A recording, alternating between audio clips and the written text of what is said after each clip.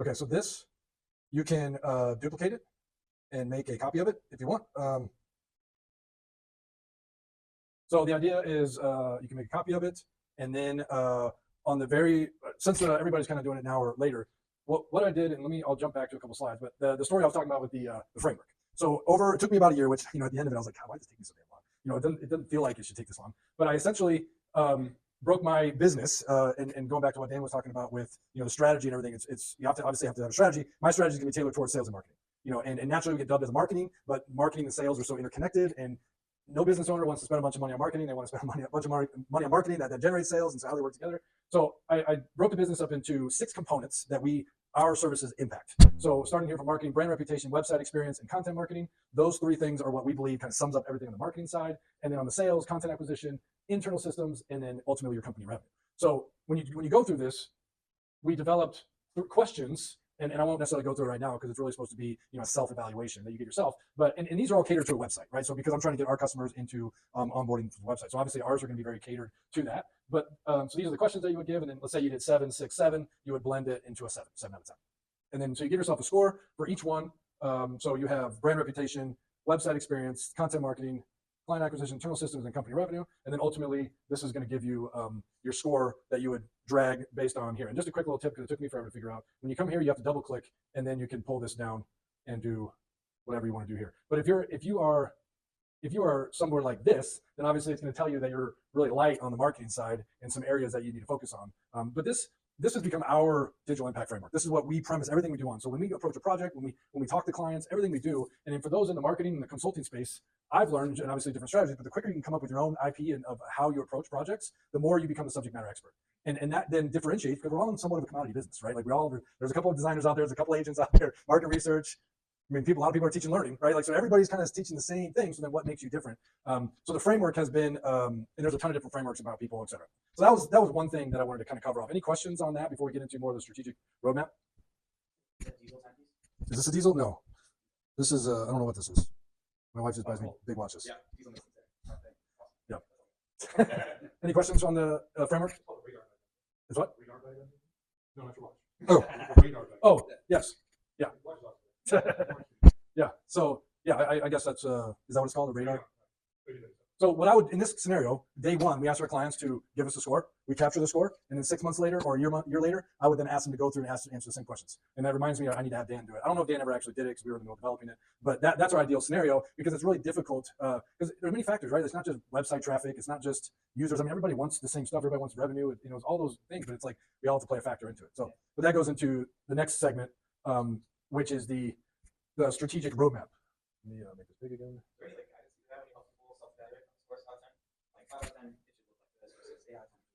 Yeah, it's interesting. As more people fill it out, some people are filling out, they're like 8, 9, 10s, and I'm just like, well, okay, that's not going to work, because if you're 8, 9, 10s all the way, then and then you look at it. So yeah, that's what we're trying to figure out, is how do we gauge, like, what does a 5 mean, what does a 0 mean, and so forth. But I think that's the next level of our framework. We've really only had this framework in play for probably 6 months, so it's relatively new to us.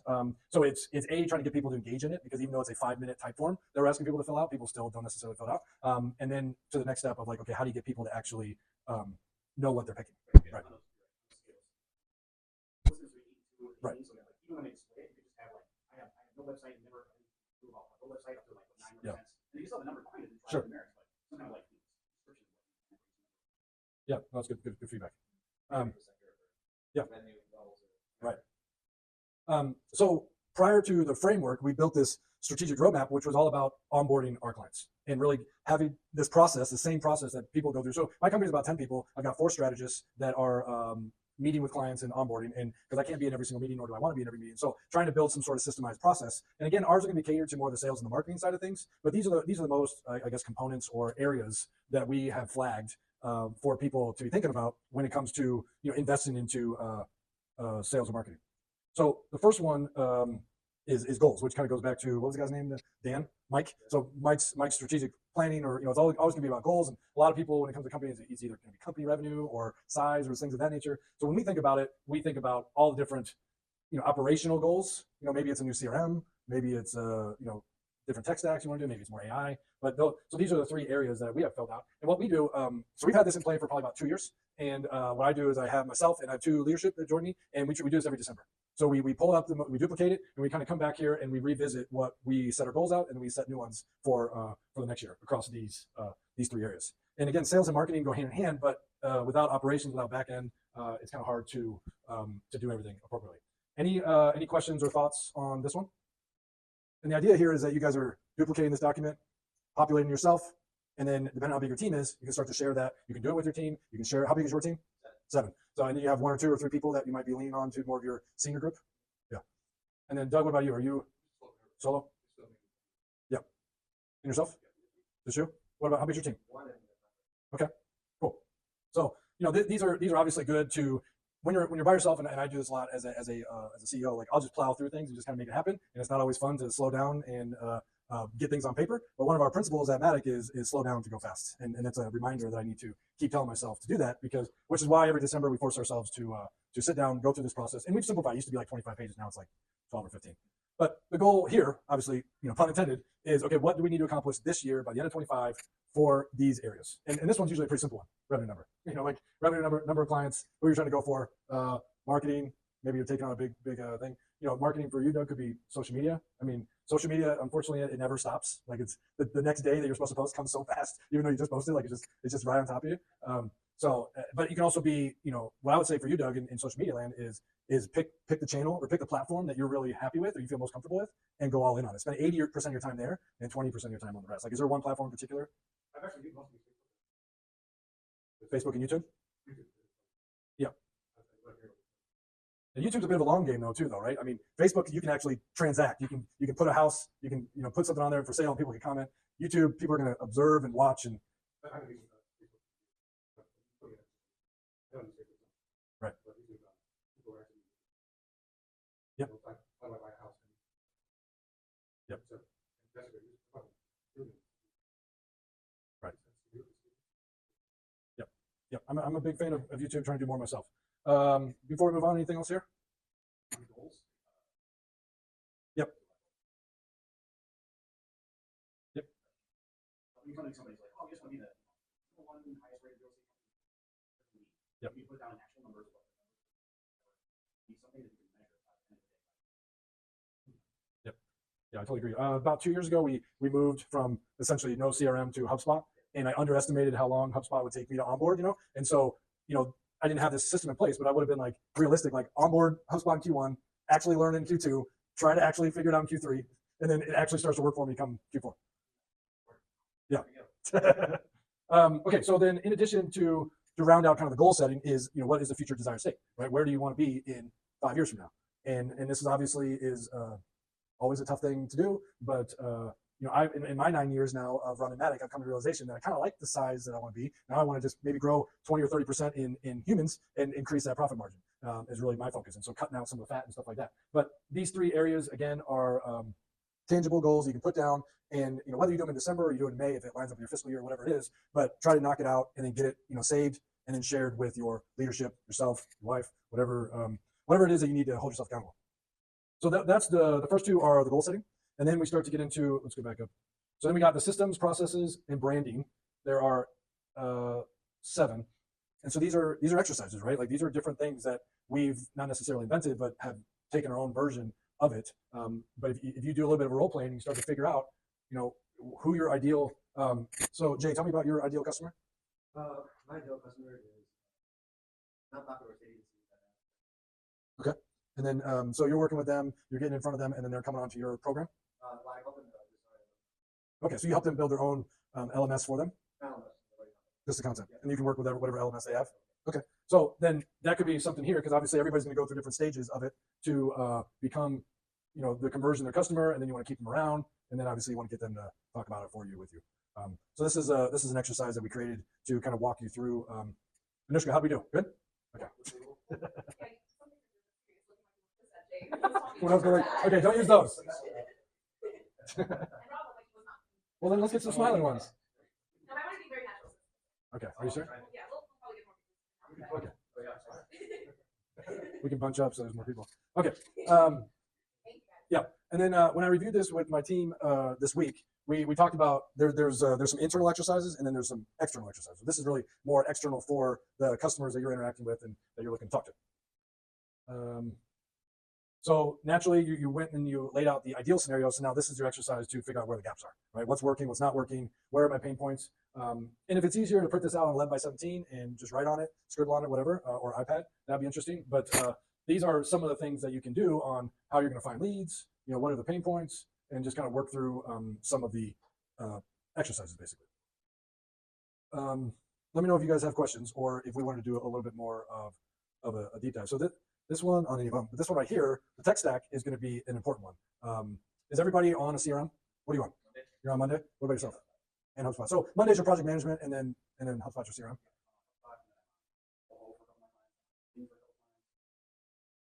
And why do you have so many?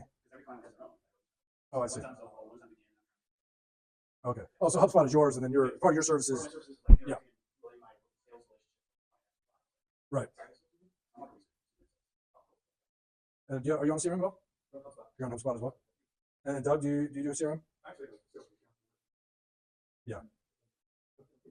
Yeah. HubSpot's a little bit easier, more user friendly as well. Salesforce can be a little bit tough. You got to like hire a consultant to do.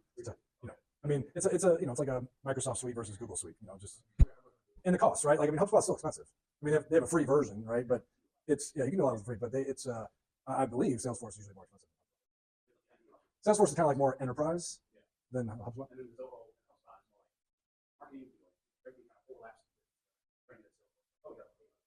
Right. Yeah. Yeah. So, and then are you doing email marketing out of HubSpot to your database?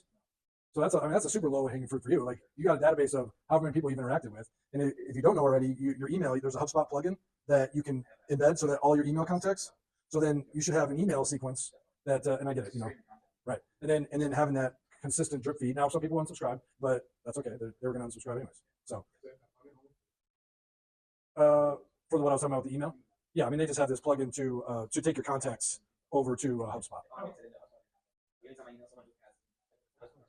Yeah, and so in your case, you're going to be a lot in the deal flow, right? So you're going to be tracking deals, and you might have a situation where you meet Johnny and Susie, and they might not close for 2 years, right? So you want to be able to keep all your conversations in one place, and it's what it's called like a deal. And then so if it's all connected to your email, any email communication that's happening gets tracked in their HubSpot deal, and then you can have that on there forever. And you can go back to July of 23 and see what conversations had or what they said, stuff like that. Documents you sent them.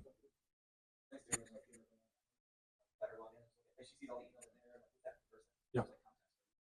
So that's what this slide is about, is what tech stack, because changing tech stacks can be hard and time consuming, and so it's just kind of mapping out what it is that you want to tackle. And it could be something as simple as like we just this past year onboarded Typeform as our form driver for surveys, for onboarding, because we used to do, I mean, we still kind of are still doing this. Like this represents like the first couple meetings for clients. Well, sometimes that can be like almost a month. And people are like, well, why does it take so long to get started? Like, well, we need to know all this information.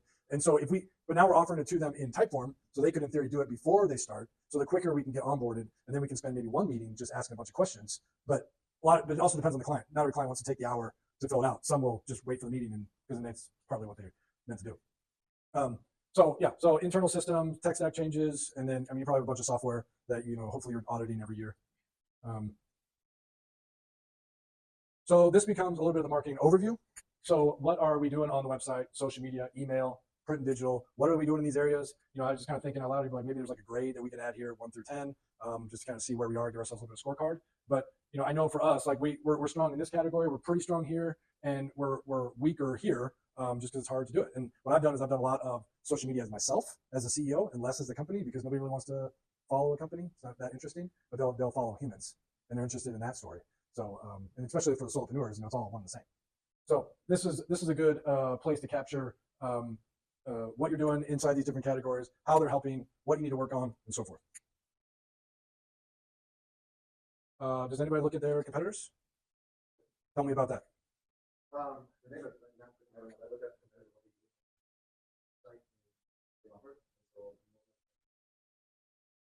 Yep.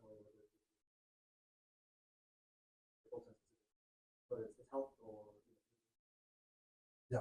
So obviously competitors are really good to look at, because then you can see where you want to go or different things. Obviously it's good to know where they are, what they're good at, what they're bad at. So this is an example slide, but obviously you could duplicate. You could do like 2 or 3 if you wanted to. Yeah.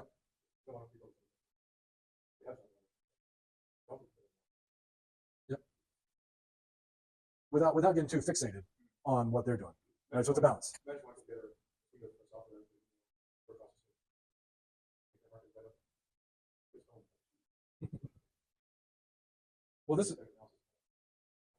Well, I guess we're looking at the expert here. This is your domain. Tell us about why this is so important, or what twist. Benchmark yourself. For small businesses, this is like the hardest part. Guide is better, but like your best bet if you're cool is to get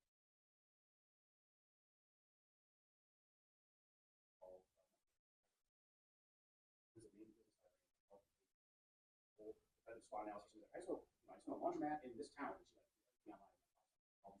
That's awesome. So like, you got to hyper local before you expand. So hard to do anything big when you're Yep. Yep. For sure. And you can get a lot of good insight as well about what people are doing and how you can take it to the next level. So this is an internal one. This is about your brand, your visual identity, strength, weaknesses, weaknesses. What you can do better at, things like that nature. So it's good to kind of put it all in one place. Let me go back here really quick. Okay, so then the last bit in system processes and branding is what we call the brand core. So the brand core, when everybody thinks about brand, they think about logo, they think about visual, but you can't forget about your vision, who you are, what you're doing, what your purpose is, your values. I mean, this is a big one for us. We have 8 values that are on our website. I can't remember them right now, but they're really good. We spent a lot of time on them. Strategy is paramount. That's definitely one. Now I want to look. Yeah, they're all buzzwords, right? Here you go. Here's our 8. Strategy is paramount. No fluff or jargon.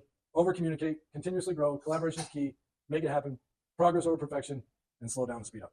And what's been really rewarding is we had a client recently post on LinkedIn, and he said something about something we did, and he flagged us and said we're taking their motto, progress over perfection. And I said, oh, it's working.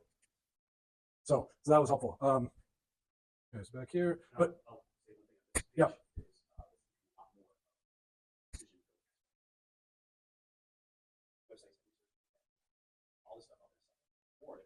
What's the lowest price? And this company seems like whatever. Oh yeah, they got kids working in China for 3 cents a week. Where it might be, they can find all this stuff on that grid in seconds. Now it's way more important to do that solid before you. Yeah. That's part of their decision making process. Yeah, for sure. And I mean, this is your brand, right? I mean, we all know what your brand is. Your brand is your reputation, right? It's not your logo. It's not what your mission, your vision statement is. It's what people say about you. But all this is encapsulated in that experience and how they work with you. So I love the brand core. So then we get into, so this is an extension of the brand core. So tagline, value prop, brand story. So these two together. Oh, third one. And then, so this goes along with the competitive analysis. So this is your target audience. This is your ideal customer profile. Who are you targeting, right? Like, are you targeting?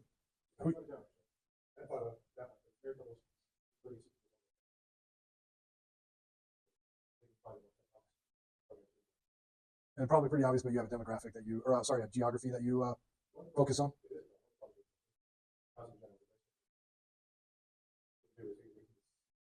Yeah. You know where you should consider? How much do you operate on LinkedIn? Because those two people are on LinkedIn, thinking about other things while they're on LinkedIn versus when they're on Facebook. On Facebook, they're zoning out doing something else or shopping on Marketplace. I don't see why not. I mean, based on that, yeah. And with LinkedIn Sales Navigator, you can get real specific on Sales Navigator, and you can talk to your target audience. You can build automations on there. There's a whole bunch of stuff you can do on Sales Navigator. I mean, it depends on the role.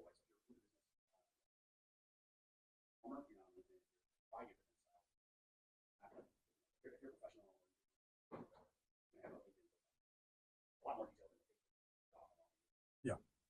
And I think, again, just my personal opinion, but I think when people are on Facebook, they're in more of that entertainment mode and they're looking for different stuff. Or, I go for Marketplace basically. I don't really, and then because Facebook is also aged out as well, like a lot of the, 50 plus probably that's their primary.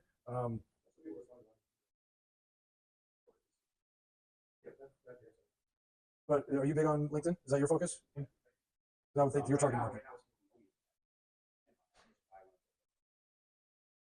Yeah. And are you active as yourself or the business on LinkedIn or both? Yeah. But I keep dropping in the name of the company more and more. Do you have a page? A business page? But do you have a LinkedIn page Oh, yeah. for the business? Yeah. Okay. And then you're active on LinkedIn, and your target audience is, what are you targeting? Mostly marketing, communication directors, even headshots. What's your primary service again? Well, for headshots, I do a big thing with just headshots, like 500 headshot counts, 500,000 HR. Yep. Then for virtual work or brand stuff, Okay. But you're heavy on the creative and photography side of things? yeah, we create. Okay. That sounds right. Okay. And then what about yourself? Are you active on LinkedIn? Yeah. Kind of 50, we're gonna figure out this a little something. Okay. So there's it might be of interest to all of you guys, but there's a service that I use called Cleverly. So cleverly.co is the website. And they basically built a better system that sits on a sales navigator. If you guys have used sales navigator, it's pretty clunky. It's kind of hard to understand. It's don't really know what's going on. But they basically build automations where you can identify your ideal customer profile. You can build lists inside of LinkedIn Sales Navigator, and then Cleverly will send out these automations. It's all done through Sales Navigator, so you can figure it out without doing the Cleverly fee. But with the Cleverly fee comes with a strategist that you can meet with. They help build it all out. They got best practices, and then and it's reasonable priced. I want to say $300 or $400 a month. But then you can go out and you can, worst case scenario, you're building connections. The way the system works is that you can send up to 25 connection requests a day through LinkedIn. So you send out a connection request. So I send one to him. He accepts it, and a message automation goes through. Now, some people don't like them. You got to be kind of smooth with your kind of copy, so you're not coming in straight just saying, "Hey, hire me," but you're building that relationship. And then, but worst case scenario, they became a connection of yours. So it made me think of it as that you're talking about your 800. Like you could build that up. I think over the last year, I got something like 1,200 or something connections. So that's a way to kind of beef up the connections, and then all with your ideal customer profile.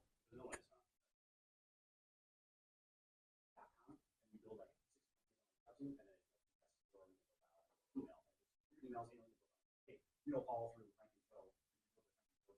yeah, that's one of the reasons. So like literally can actually like Nice. Kevin Bacon? Kevin Bacon does 6 degrees of Kevin Bacon, like how you get back to the sky. You create your question. Nice. Connect the dots. Connect the dots. Okay. All right. Let me go back really quick.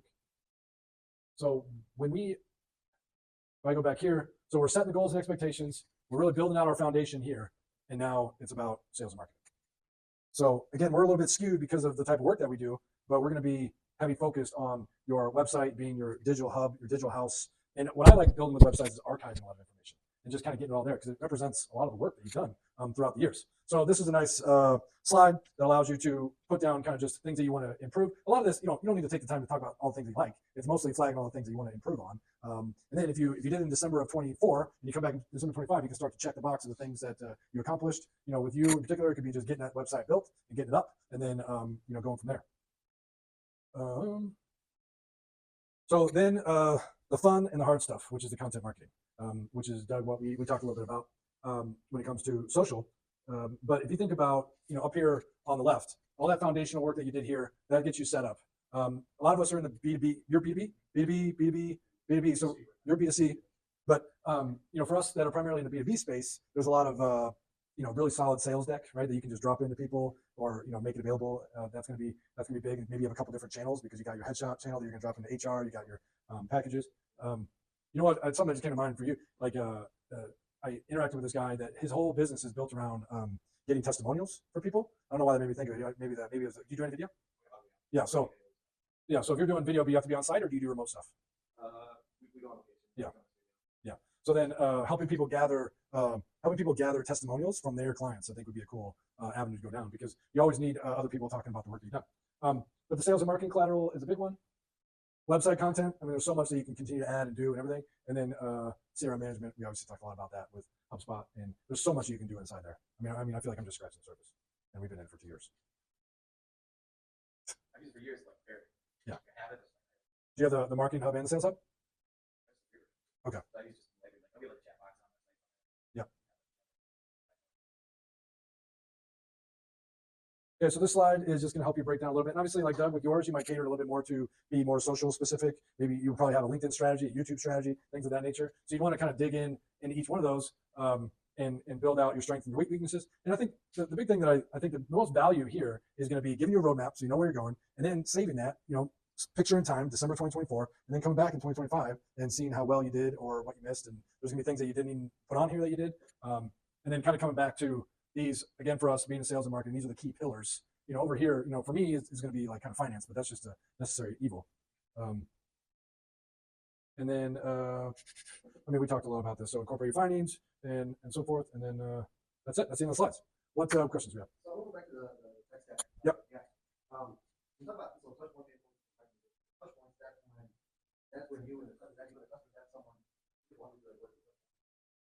Yeah. So for example, here, like maybe website, or which one would you be thinking about? Like we can just start off with like yeah, website. So for this is going to be internal and external. So this is going to be how somebody comes to my website. How are they, are they engaging? If you do have a website, I recommend putting Microsoft Clarity on it. It's a free platform that allows you with heat mapping that you can see where people go, where they click, and where they don't click. And so that gives you a lot of insights on what people are actually doing on your site. In addition to Google Analytics, what pages are going to, things of that nature. But when I think about touch points, it's like this is where people are interacting with you and your site. And then when I get into pain points, for example, like right now I have a form and I have a booking link. And I think it's probably like 50-50 on when people interact with it. But like I know right now on our form, when people go to the booking link, which is what I want, the book a meeting, I don't ask them all the right questions. And like I just had somebody fill it out, and then they're on a WordPress site and they're not interested in changing to Webflow. And so I need to head that off and just not have that discovery meeting. And so because I need to say like, are you interested in moving to Webflow? And if they say no, like the guy said in the email, I'm going to have to say, okay, then what's the point, right? And I'm still going to meet with them with the hope that I can convince them. But a lot of the unconvincible is not the market we want to be in. So that would be some of the touch points and pain points together on how they're interacting with the website. Project management is obviously be more internal. Is anybody using Asana? You're on Monday. Yeah, and you moved to Monday. Yeah, yeah, and it's great. I mean, I use it just for my personal stuff as well. I just plop it in there so I have it. But so that's what the project management is, and you've got yourself, but you got sounds like your team's growing. Having a project management tool to just archive everything and have it in one place is massive. And if you don't in Asana, we build out templates, right? So that way you can duplicate and make it a little bit easier. I just didn't know if I wasn't like connected with whatever. Monday's all like history of who we are. We use it for our own. Yeah. That was powerful. Nice.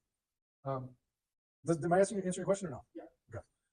And I think that these are going to be external touch points, internal pain points, and then recommendations to change. And obviously, if it isn't CRM, if it's social, if it's whatever it is.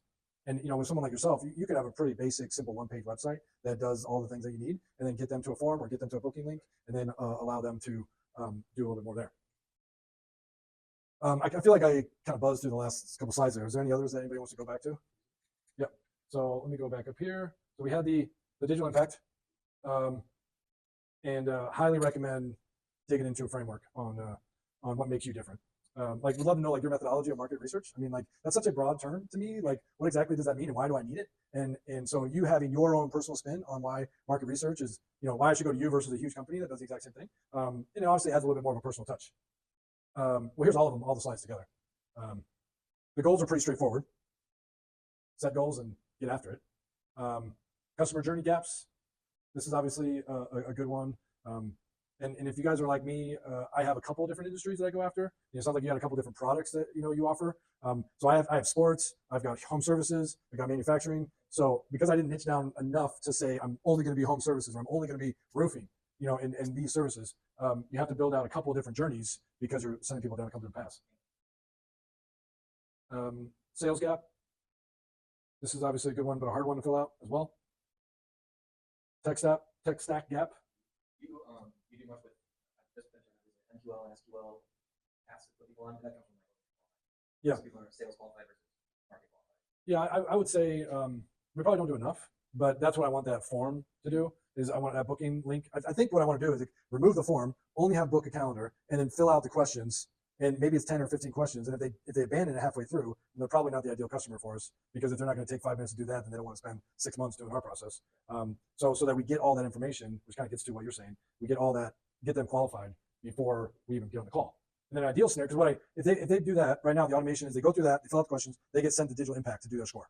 And then the next step, they do the Digital Impact, they go to the discovery call, they become a client, then we send them the strategic roadmap, not in this format, in a Typeform format. We send them this, and we get all these questions downloaded in theory before even day one, before billing date starts, before everything. So we've got it all mapped out, and then the strategist can get onboarded, and then they can hit the ground running with the client. And again, I think a lot of these processes, just make you look and feel better, with your client, which is obviously half the battle. Yeah. But the tech stack is always going to be evolving and changing as well, right? I mean, like, for example, as much as I like HubSpot, and this is obviously turned into a HubSpot promo video, but I kind of want to leave HubSpot because it's like I'm only using 10% of it, and I feel like for the $5,000 a year that I'm paying for it, yeah, but it's only 3 people that have sales seats, and then 5 people that have marketing seats, and we've got like 5,000 contacts in there for email marketing. We're probably sending 1 email a week, so we're sending emails, but the emails are coming from they're coming from hello@Madak, but they're coming from me. They're my voice, my kind of story, as opposed to like a newsletter style. They're more kind of like written content. Well, here I was playing with one right here. So where did it go? So this is this is a bit of a mix. It's got photos and written content, but it's not over the top. Actually, I think I want to get rid of that one too. So it's just kind of some written content, and then we're going to try to send them to a link to a press release that we have. So trying to be a little bit more streamlined to the point, as opposed to big build out visual ones that are kind of like easy to delete and forget. But I would love to know you guys' feedback. Do you guys, and you won't hurt my feelings if you do, but is this helpful? Is this type of thing? Is this something that's going to get dusty and put on the shelf? Okay. And I say December just because that's when I do my kind of soul searching and end of year dreaming. Because then come that Monday of January, whatever, is when because a lot of our clients are pretty quiet during the holiday season. So then take that time to do a little bit of reflecting and say, okay, how well did I do? Now we're on to the next year. What about yourself? What do you think? I like it.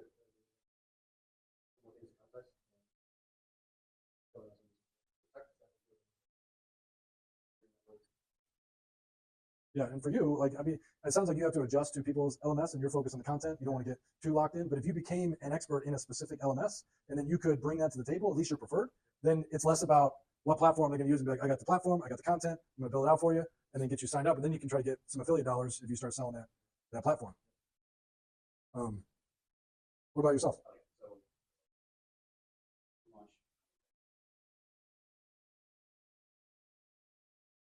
This is one of your clients? Yeah, one of my clients Yep. want to like represent them in the US and take all the clients.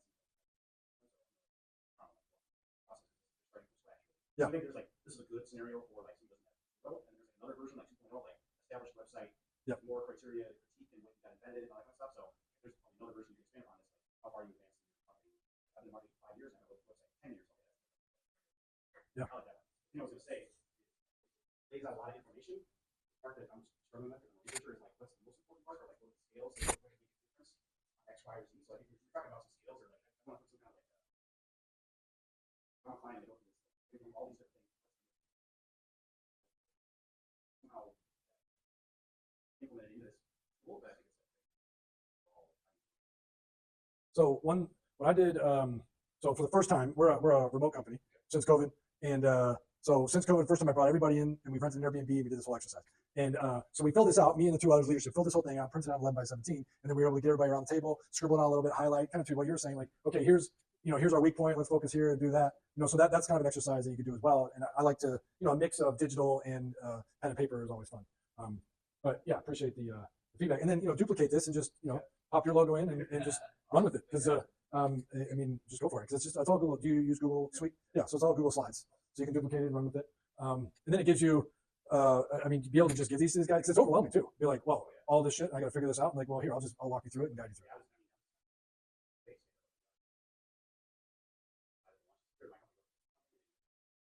all that content, but that's part of what this is. Well, I'm not responsible for all this stuff. I have that established. Yeah, and yeah, you need some of this to get to work. Right. He just rebuilt the website the other day. Try to find it. I'm not going to promote it unless you have my number and all that. What's the business? It's market research AI, so it's using AI in the research process. Using video recordings, verbatums, and translations, and all that stuff. More for qualitative marketing. Video conference online, allows you to make that process from raw data to insights 10 times faster. Okay, cool. Doug, what are your thoughts? Oh, yeah, I didn't mean to do that, but yeah, there you go. That was one of the ones that you liked. Yeah. So the names, make sure you got the better mission. Yep. Right now, mission by mission now. So many options. Like I mentioned, they're saying don't put it right. Talk about something. How do I feel? Yep. Yep. I think it's important. People are searching for happiness. So if you guys own the niche, you can get the sales. That will actually, those people actually want to buy. Well, you really only wanted to service a certain area, right? Yeah. You want to search the area where people like. Yeah. That's your opinion. So is that to your point? Like, that's a lot of innovation. You're gonna buy a small single-family house in Lombard.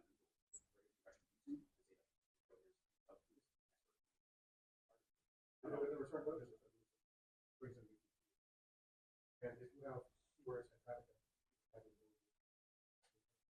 Now, do you have a Google business profile? I have, Okay, I so think it's available. so you're on Google Maps, and then so he's on Google Maps, so that's gonna pop up on the right hand side, and on the left hand side you got ads, you've got video. Yeah, you want to pop up on, if I'm in this area and I just search real estate, and the Google Map Pack is becoming more and more a big part of Google's suite of offerings, because on the left hand side you got all these ads, right? It's like top 4 are going to be ads. Then you got a whole bunch of videos, which is what you're talking about, videos. Then you got like 3 actual organic. Then you got bottom ads at the top. And then, the research I know is like only like 30% of people click the page 2 or some crazy number. So, then on the right hand side is that map pack. And so Google Business Profile, I mean, there's so much you can do in the profile. And right now we're in the middle of revamping our Google Business Profile because I had really nice pictures of our office. And I was like, it looks like we're like an interior design place. Like, it doesn't look like we're building digital products. So now I took all those off and we got a bunch of graphics being made that are just represent the work that we do. Not necessarily, so because it's like a little mini website. People can go, and obviously it's home services and other things. It's more catered to them. People are searching in different ways to get to our B2B services. But when I think about you, B2C, real estate, nice headshot, nice homes, people interacting on the Google Business Profile. You can add content on there. You can write content about the cities that you service. I should clarify, actually, so that's logical. So I actually looked at that is actually, Right. So Right. I also started to bring it in the management. That actually. Yep. No, wait, Right.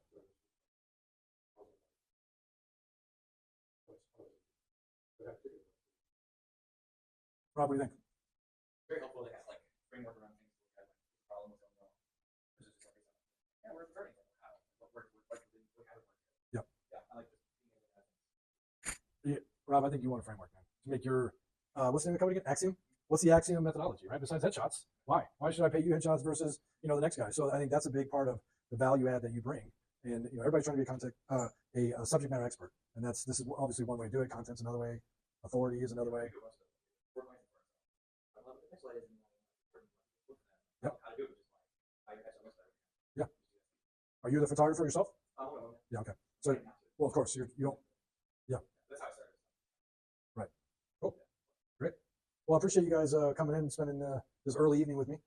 Okay. Good. I'm glad it helped. You guys all got the email. My email is obviously I sent it to you, so you have my email. If you guys want to connect at all.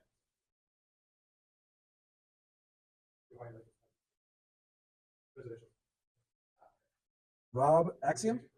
What's your last name, Rob?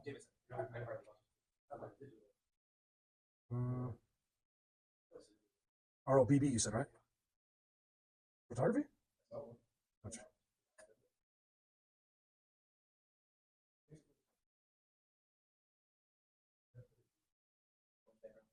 Right here?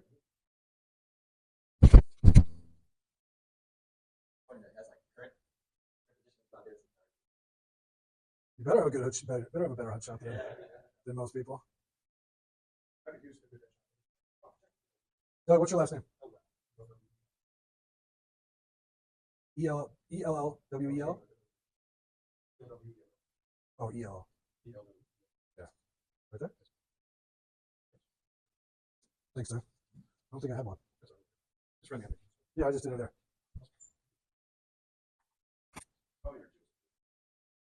Joseph Jordan?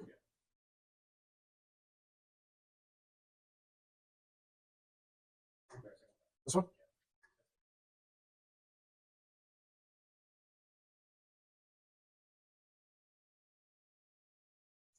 What about yourself? Jay.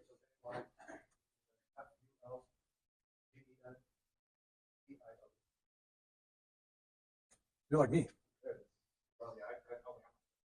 My last name? Lejeune Cop. It's a mouthful. German and French. Yeah. Yeah, it's a lot. So I'm always like, everybody, what's your last name? I'm like Lejeune Cop, LEJ. Just start typing in LEJ, and yeah, odds are pretty good that it'll show up just fine. My favorite is some of the did you get it to me? Oh yeah. Best is when emails like, Rob, we'll make sure we catch a lot of detail. Cool. ROBB. Yeah. I'm Robert. Thanks again for doing this. Thanks, Doug. See you, man.